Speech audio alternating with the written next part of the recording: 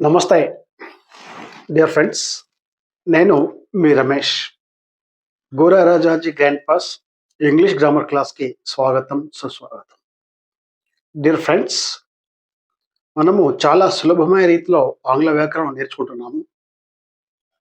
ఈరోజు ఈ క్లాస్లో మనము direct and indirect speech start చేద్దామమ్మా. ఇంతకుముందు క్లాస్లో డిగ్రీస్ ఆఫ్ కంపారిజన్ పూర్తి చేసుకున్నాం మనము. ఇప్పుడు డైరెక్ట్ అండ్ స్పీచ్ చూద్దాము. విద్యార్థి మిత్రులారా, ఈ టాపిక్కి కొంచెం అటెన్షన్ ఇవ్వండి అమ్మా. ఎందుకంటే ఇది one of the most confusing టాపిక్స్లో నుండి ఒకటి. అందుకనే నేను టెన్స్ చెప్పేటప్పుడు కూడా చెప్పానమ్మా. ఎప్పుడైతే టెన్స్ చెప్పానో అప్పుడు నేను సెంటెన్స్ని స్టేట్మెంట్ నుండి క్వశ్చన్లకు చేంజ్ చేశాను. అప్పుడు మీకు చెబుతూ ఉన్నాను ఇక్కడ కొంచెం అటెన్షన్ ఇవ్వమని.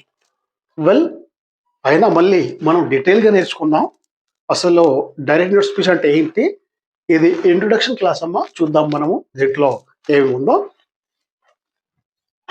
Direct and indirect speech. There are two ways to narrate the words of a speaker. ఒక వక్త అంటే మాట్లాడేవారు ఎవరైతే మాట్లాడతారో వారి మాటల్ని టూ వేస్, రెండు విధాలుగా చెప్పొచ్చు అనమాట. అదే ఒకటి డైరెక్ట్ స్పీచ్, ప్రత్యక్ష కథనము. రెండవది ఇండైరెక్ట్ స్పీచ్, పరోక్ష కథనం. ఫ్రెండ్స్, మీరు వార్తలు వింటారనుకుంటాను. వార్తలు ఏవైతే చెబుతారో అవన్నీ ఇండైరెక్ట్ స్పీచ్లో ఉంటాయమ్మా. ఆంగ్లంలో వార్తలు వినండి, మీకు ఇండైరెక్ట్ స్పీచ్ చాలా సులభంగా అర్థమవుతుంది. ఇక డైరెక్ట్ స్పీచ్ అంటే ఏంటి, మరి ఇండైరెక్ట్ స్పీచ్ అంటే ఏంటి అది కూడా చూద్దామమ్మా. డైరెక్ట్ స్పీచ్లో the speaker's actual words are said in direct speech. The speaker's actual words are said in direct speech. Direct స్పీచ్లో వక్త యొక్క యాక్చువల్ వర్డ్స్ ఏవైతే మాట్లాడతాడో అవి చెబుతామో. అదే ఇండైరెక్ట్ స్పీచ్లో the speaker's actual words are changed in indirect speech. Indirect స్పీచ్లో, పరోక్ష కథనంలో వక్త యొక్క మాటల్ని మారుస్తాం మనము. దాన్నే ఇండైరెక్ట్ స్పీచ్ అంటారు. ఎగ్జాంపుల్ ఇక్కడ చూద్దాం ఒకటి, ఇంకా ఈజీ కోసం. D S direct speech. She said. చూడండి ఇక్కడ, please give your attention. She said, comma ఉంది ఇక్కడ. ఇక్కడ ఇన్వర్టెడ్ కామా స్టార్ట్ అయ్యామ్మా. I am going to school now. Full stop, invert commas close. Punctuation marks లో కూడా మీకు అడుగుతారమ్మా. ఇది పంక్చుయేషన్ మార్క్స్ లో కూడా ఇంపార్టెంటే. ఇక దీని ఇండైరెక్ట్ స్పీచ్ ఏమైంది సెంటెన్స్ లో? Indirect speech she said that. ఇక్కడమ్మా షీగా ఉంది, సేడ్ గానే ఉంది. ఇది కామా అవుతుంది, ఇక్కడ దట్ చేసామమ్మా. ఇదే మార్పు.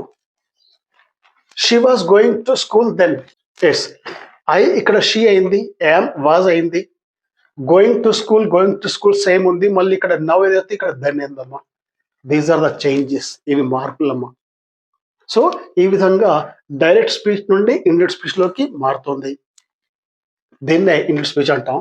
నోట్ ఇక్కడ చూడండి, డైరెక్ట్ స్పీచ్ లో ఈ సేడ్ అవుతుందమ్మా. ఇక్కడ సేడ్ ఉంది, ఇక్కడ చూసాం మనము. దాన్ని రిపోర్టింగ్ వర్బ్ అంటాం.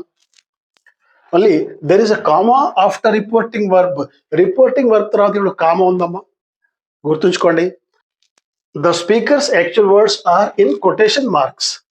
ఈ స్పీకర్ ఎవరైతే ఈ షేర్ మాట్లాడిన వక్త, ఆ మాటలు, ఆ పదాలు ఈ ఇన్వర్టెడ్ కామాస్ లో ఉన్నాయమ్మా. ఇది కూడా గుర్తుంచుకోండి. ఇది డైరెక్ట్ స్పీచ్ అన్నమాట. ఇక next, the sentence begins with capital letter. The sentence, ఈ సెంటెన్స్ ఏదైతే ఉందో డైరెక్ట్ స్పీచ్ లో, ఈ సెంటెన్స్ క్యాపిటల్ లెటర్ తో స్టార్ట్ అయిందమ్మా. ఇది గుర్తుంచుకోండి. ఇక ఇండైరెక్ట్ స్పీచ్ లో ఏముంది చూద్దాం. ఇక్కడ ఐడియాస్ లో note that there is neither comma, quotation marks nor the actual words.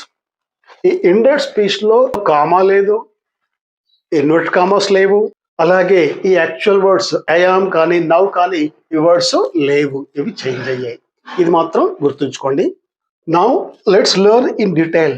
ఇప్పుడు మనము వీటిని డీటెయిల్ గా నేర్పుతాము. మరి ఈ ఐని షీగా ఎందుకు మార్చారు, యామ్ వాజ్గా ఎలా అయింది, నవ్ దీని ఎలా అయింది, ఇవన్నీ డీటెయిల్డ్ గా మనం చూద్దామమ్మా. వెల్